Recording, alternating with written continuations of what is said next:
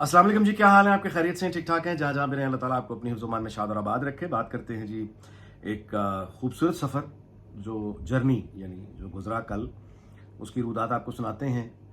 कल का दिन मैं और कुछ दोस्त, हमें इत्तफ़ाक़ हुआ कि वज़ीर आला मरीम नवाज़ के साथ वो हमें मुज़फ़्फ़रगढ़ ले गईं और श्रिम्प की जो एक पॉन्ड हमें दिखाए। वो एक पूरा एक इनिशिएटिव है उनका, जिससे उनकी बहुत अच्छी उम्मीदें और तवक्कुआत वाबस्ता हैं।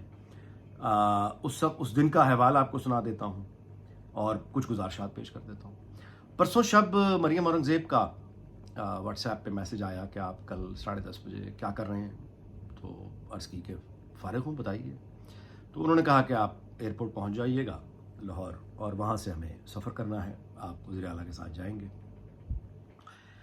अगले दिन मैं वहाँ पहुँचा। बाद में भी खैर वो जो लोगों के सिक्योरिटी वगैरह, उनके जो मैसेजेस वगैरह आ रहे, वो कोऑर्डिनेट हो गया। तो खैर वहाँ पहुँचा तो और दोस्त इफ्तिखार अहमद साहब थे, बड़े भाइयों की तरह हैं, नहायत शफ़क़त रखते हैं, तो वो थे। उसके अलावा मुज़म्मिल सोहरवर्दी साहब थे, फिर नसरुल्लाह मलिक साहब थे, कुछ और दोस्त भी थे। फिर वज़ीर इत्तलात व नशरियात भी आ गईं, और उसके बाद फिर वो काफ़िला जो है वो हमें उन्होंने जहाज़ पे बिठाया, और मरीम नवाज़ साहिबा भी आ गई, परवेज़ रशीद साहब भी थे, मरीम औरंगज़ेब भी थी। और वहाँ से फिर वो फ़्लाइट जो है लाहौर से गई मुल्तान, स्पेशल फ़्लाइट। और मुल्तान से जब नीचे उतरे तो वहाँ से आगे मुज़फ़्फ़रगढ़ जाने के लिए 3 हेलीकॉप्टर्स का इंतज़ाम था, क्योंकि लोग ज़्यादा थे। तो हमें उन्होंने बिठाया, यानी मरीम नवाज़ साहिबा का जो हेलीकॉप्टर था उसमें मरीम नवाज़ साहिबा थी, मैं था, मुज़म्मिल सोहरवर्दी साहब थे, नसरुल्लाह मलिक साहब थे, इफ्तिखार अहमद साहब थे, तो इतने ही कुछ एक चंद दोस्त, और मरीम औरंगज़ेब साहिबा, परवेज़ रशीद साहब, ये एक हेलीकॉप्टर में थे। बाकी दोस्त जो थे वो दूसरे 2 हेलीकॉप्टर्स में। तो वहाँ से मुल्तान एयरपोर्ट से फिर हम ये काफ़िला गया मुज़फ़्फ़रगढ़ की उस लोकेशन पर जहाँ पे ये पॉन्ड पास बने हुए थे। तो वहाँ से खैर हम उतरे, और उसके बाद वो गाड़ियों में बैठे, वो हमें उन पॉन्ड्स के पास ले गई। वहाँ पे इंतज़ाम था, और वो उन्होंने फिर हमें दिखाया कि श्रिम्प बुनियादी तौर पे वो किस तरह से उनकी वहाँ उनकी फार्मिंग हो रही है, और वो श्रिम्प उन्होंने हमें दिखाए। फिर हम जहाँ इंतज़ाम था अंदर गए, वहाँ जाके पूरी प्रेजेंटेशन हुई, और उसके बाद पता ये चला कि ये ज़मीन, जो कि जहाज़ और हेलीकॉप्टर से भी नज़र आ रहा था नीचे, कि बिल्कुल बैरन, चटियल, बंजर ज़मीन, बंजर, बिल्कुल बंजर। और उस ज़मीन पे जहाँ मतलब है कि जानवर भी घास चरने नहीं आते थे। कल भी बार बार ये बात दोहराई गई, प्रेजेंटेशन में बात भी ठीक थी। तो उस ज़मीन का जो बेहतरीन, आप यूँ कहिए, इस्तेमाल, वो ये एक बहुत अच्छा ये एक एफर्ट है कि श्रिम्प जो है, अगर उसका इस्तेमाल ये किया जाए, और उसके बाद हौसला अफजाई हो, और उसके बाद प्राइवेट सेक्टर इसमें आए, हुकूमत तो गाइडलाइन ही दे सकती है ना, वो आके करें, तो फिर उसके बाद इसके अंदर जो पोटेंशियल है एक्सपोर्ट करने, जो पोटेंशियल है वो $1 बिलियन तक है।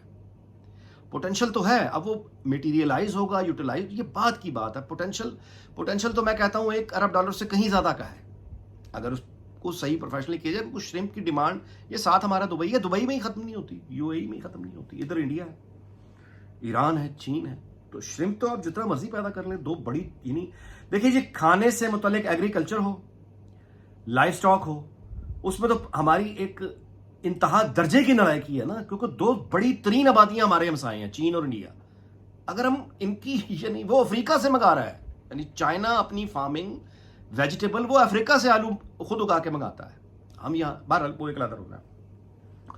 तो खैर वहाँ पे हम बैठे और वो देखा सारा। उसके बाद फिर दोबारा हेलीकॉप्टर्स में सवारी हुई। तरतीब वही रही नशिस्तों की, जहाँ जहाँ जो बैठा था, ऑफिशियल डेकोरम होता है। और वहाँ से फिर हम मुज़फ़्फ़रगढ़ के ही एक दूसरे मकाम पे उतरे, जहाँ पे वहाँ के DCO का ऑफिस था। वहाँ पे हम बैठे, वहाँ पे फिर एक और प्रेजेंटेशन हुई, जो ओवरऑल आपके ये पूरे इलाके डिवीज़न के हवाले से थी। और उसमें DPO साहब थे, और उसके अलावा DCO साहब थे, MNA थे, और वहाँ के क्राइम के ऊपर उन्होंने पूरी एक ब्रीफिंग ली कि कितना कम हुआ है। फिर उसके बाद ये कि कुछ पुरानी इमारत अंग्रेज़ों के ज़माने की बनी हुई, उन्हें किस तरह से कन्वर्ट किया जा रहा है। फिर कच्ची आबादियों के अंदर खाना बदोश, वो लोग जिनके बच्चे स्कूल, यानी यकीन ही नहीं रखते इस बात पे कि उनके बच्चे स्कूल जाएं, उन खाना बदोश आबादियों के अंदर उन्होंने जाके फिर स्कूल बनाया है इंतज़ामिया ने। ये सारी गुफ्तगू हो रही थी कि एक और ख़बर आ गई कि मुज़फ़्फ़रगढ़ में एक प्राइवेट स्कूल है, उसकी छत क्लैप्स हो गई है, और जिसके नतीजे में 14 बच्चे ज़ख्मी हैं, और एक शहीद हो गया बच्चा बेचारा। وہ جب خبر آئی، اصل میں وہ جو میٹنگ میں ہم بیٹھے ہوئے تھے وہ وہاں سے خبر نہیں آئی، وہ خبر مریم نواز کو ان کے فون پر کہیں سے آئی. اس کے بعد انہوں نے وہ آفیشل سے پوچھا کہ ایسا ہوا ہے، تو آفیشلز نے کہا ہاں جی ہوا ہے. تو پھر ان کو بہت غصہ آیا کہ ان کو یہ کیوں نہیں بتایا گیا، اور انتہائی سختی سے پھر انہوں نے آرڈرز جاری کیے، گرفتاری کے آرڈرز جاری کیے جتنے بھی رسپانسبل ہیں، اور سختی سے یہ بتایا کہ یہ وہ ریڈ لائن ہے بچوں کے ساتھ جس میں کسی طرح کی کوتاہی برداشت نہیں کی جائے گی. اور انہوں نے جو ریلیونٹ آفیشل تھا اس آفیشل کو پھر وہاں سے اٹھا کے بھیج بھی دیا، اور اس کے بعد دوسرے لوگوں کو یہ بھی آرڈر کر دیا کہ کہاں کہاں لوگوں کو اریسٹ کرنا اور کیسے اس کو آئندہ روکنا ہے. اور اس کے بعد پھر وہاں سے ہم دوبارہ سے اسی ترتیب سے ہیلی کاپٹرز میں بیٹھے، اسی ترتیب سے ملتان ایئرپورٹ آئے، پھر اس کے بعد ہم جہاز میں بیٹھے، جہاز لاہور آ گیا، 6:15 بجے ہم واپس تھے. اب اس آتے ہوئے اور جاتے ہوئے جو سفر گزرا اس میں جہاز میں بھی اور ہیلی کاپٹر میں بھی ظاہر ہے کہ وہ گپ شپ تو ایک جاری رہی. تو اس میں خاص طور پہ ہیلی کاپٹر میں جب ہم بیٹھے ہوئے تھے تو وہاں بہت تفصیل سے مریم نواز صاحبہ نے اپنا جو اسٹائل آف ان کا ورکنگ ہے وہ ہم سب کو دکھایا. تو پہلے تو انہوں نے اپنے ٹیلی فون پہ مثال کے طور پہ دکھایا کہ یہ واٹس ایپ گروپس ہیں جس میں پولیس کا ایک پورا ایک گروپ ہے، پولیس اور پولیس سی ایم او کے نام سے ایک وہ ہے کہ جس میں تمام آر پی اوز پورے صوبے کے ان کو روزانہ کی بنیاد پر رپورٹس دیتے ہیں. ہر ڈسٹرکٹ سے بھی آتی ہے ان کو، ڈویژن تک سے ڈویژن سے بھی آتی ہے، ڈسٹرکٹ سے بھی آتی ہے، اور اس کے بعد وہ ہر وقت اپڈیٹ ہوتا رہتا ہے. انہوں نے پورا وہ ایک گروپ دکھایا کہ آئی جی کے ساتھ اور تمام کنسرنڈ آفیسرس کے ساتھ وہ ہر وقت رابطے میں رہتی ہیں اور ہر دیر اینڈ دین اپڈیٹ لیتی ہیں، آرڈرز دیتی ہیں. مطلب وہ اپنا انہوں نے سارا ہمیں دکھایا.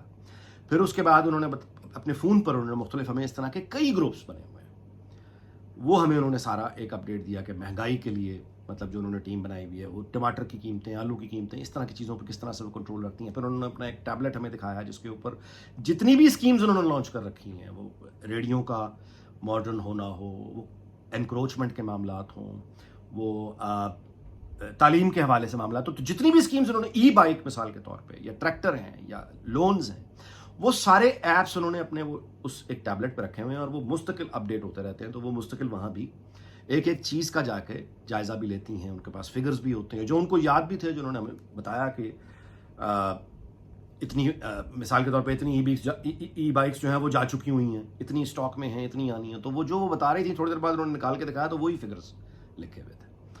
تو اس سے اندازہ ہوتا ہے کہ وہ پھر وہ بتا رہی تھیں کہ کس طرح سے وہ 15 یا 16 گھنٹے کام کرتی ہیں، کس طرح سے میٹنگز کرتی ہیں، کس طرح سے آرڈرز دیتی ہیں، کس طرح سے پوری ایڈمنسٹریشن چلا رہی ہیں، کس طرح سے وہ ہر ایک کے ساتھ رابطے میں رہنے کی کوشش کرتی ہیں، دوسرے پارٹی ان کی طرف ساتھ بھی رہنے کی کوشش کرتی ہیں. 15-16 گھنٹے کام کرتی ہیں. یہ ساری گفتگو ویری ویل آرگنائزڈ، بہت پروفیشنل اپروچ کے ساتھ وہ کام کر رہی ہیں، اس میں کوئی شک نہیں ہے. اور یہ انہوں نے ہمیں دکھایا بھی، بتایا بھی. مگر مسئلہ کہاں ہے؟ مسئلہ تو ہے نا، تو پھر مسئلہ کہاں ہے؟ یہ تو میں نے آپ کو ساری وردات سنا دی کہ یہ ہے. اچھا، مسئلہ یہ ہے کہ جو میں گزارش کر دیتا ہوں وہ یہ ہے کہ مریم نواز نے ہمیں جو سارا وہ دکھایا اور وہ سارا ان کی جو گورننس ہے یا ان کا جو کام کرنے کا انداز ہے، اس پر تو کوئی سوال اٹھا بھی نہیں رہا، اس پر تو کوئی اعتراض بھی نہیں اٹھا رہا. اعتراض اس بات پر ہے کہ یہ تمام چیزیں زیر بحث کیوں نہیں ہیں، یا اس تمام محنت کا جو 15-16 گھنٹے وہ کرتی ہیں یا ہر وقت پورے پنجاب کو دیکھتی رہتی ہیں، اپنے ہیلتھ ہو، ایجوکیشن ہو، ہر جگہ انوالو رکھتی ہیں خود کو.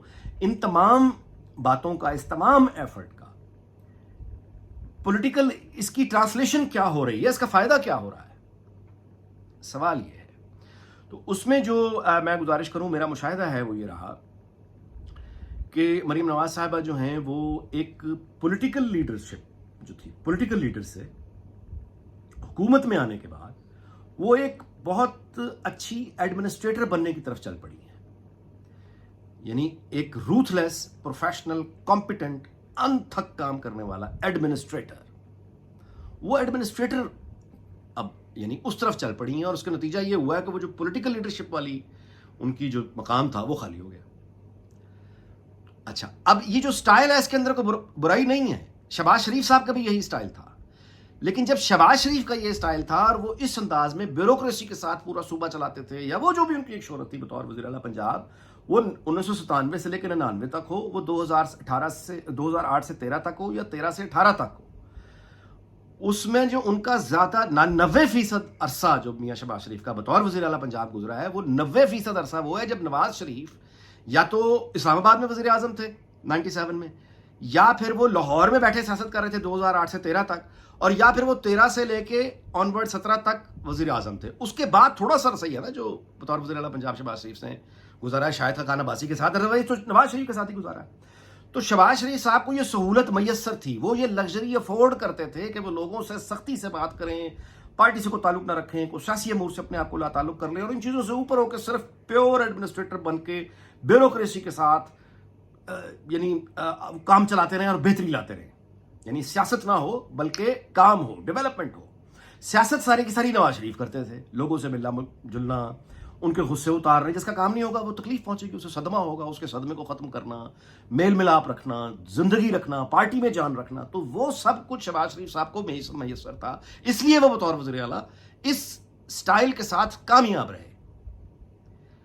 وزیر اعظم جب بنے ہیں تو آپ نے دیکھ لیا کیا معاملہ بنا. یہ سہولت مریم نواز کو میسر نہیں ہے.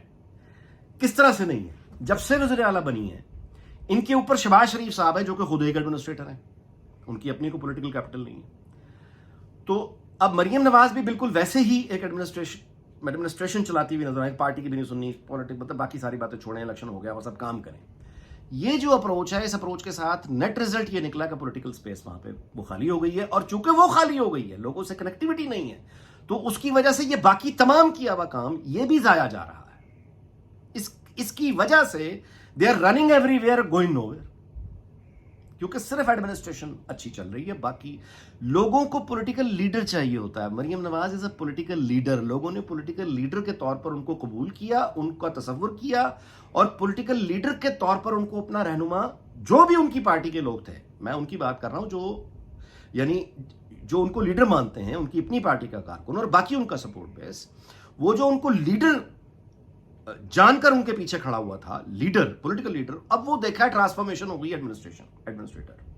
یہ وہ لیک ہے جو بڑا بھیانک ہے، بڑا سیویئر ہے اور بہت لیتھل ہے. اس کو ختم کرنا پڑے گا. تو مریم اب یا تو ایک طریقہ ہے، یا تو نواز شریف صاحب دوبارہ سے ایکٹیو ہو کے بالکل سیاست ویسی شروع کر دیں جیسے وہ شہباز شریف صاحب کے دور میں کرتے تھے، تو مریم نواز کا یہ پرابلم ختم ہو جائے گا. پھر وہ یہ افورڈ کرتی ہیں، یہ سٹائل آف گورننس پھر وہ افورڈ کرتی ہیں. اگر نواز شریف یہاں بیٹھ کے لوگوں سے ملاقات، ایک بھرپور سیاسی مصروفیات ان کی ہوں، تو پھر یہ کور ہو جائے گا.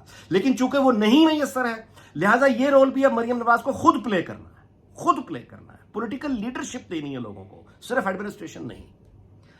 تو اب نواز شریف صاحب ایسا کیوں نہیں کر رہے، اللہ جانتا ہے. ہم تو قیاس ہی کر سکتے ہیں کہ ممکن ہے بیگم کلثوم کے جانے کے بعد ایسا ہو گیا ہو، ممکن ہے کہ ان کے دل میں یہ دکھ ہو کہ یہ قوم نے اس طرح سے ان کی قدر نہیں کی جس طرح کی ہونی چاہیے تھی، جتنی ڈیولپمنٹ انہوں نے کی. وجہ کوئی بھی ہو، تاریخ اس سے لاپرواہ ہے اور ارریلیونٹ ہے. Fact of the matter is کہ یا تو میاں نواز شریف اپنی سیاسی سرگرمیاں پوری بھرپور شروع کر کے مریم نواز کو پولیٹیکل کور دیں، تو پھر وہ ایک بیلنس ہو جائے گا، یا مریم نواز خود یہ پولیٹیکل لیڈرشپ کا رول پلے کرے تو پھر بھی بیلنس ہو جائے گا، جیسے کہ نواز شریف نے جیسے اپنے زمانے میں کیا تھا پہلے، تو پھر یہ بیلنس ہو جائے گا. لیکن اس طرح ہی چلتا رہا جیسے چل رہا ہے، تو پھر ویلاگ میں اسی بات پہ ختم کرتا ہوں کہ running everywhere going nowhere. اس دعا کے ساتھ کہ اللہ تعالیٰ پاکستان کو شاد اور آباد رکھے. آپ سے اجازت چاہتا ہوں، اگلے ویلاگ میں ملاقات ہوگی. اپنا بہت خیال رکھیے گا. اللہ حافظ.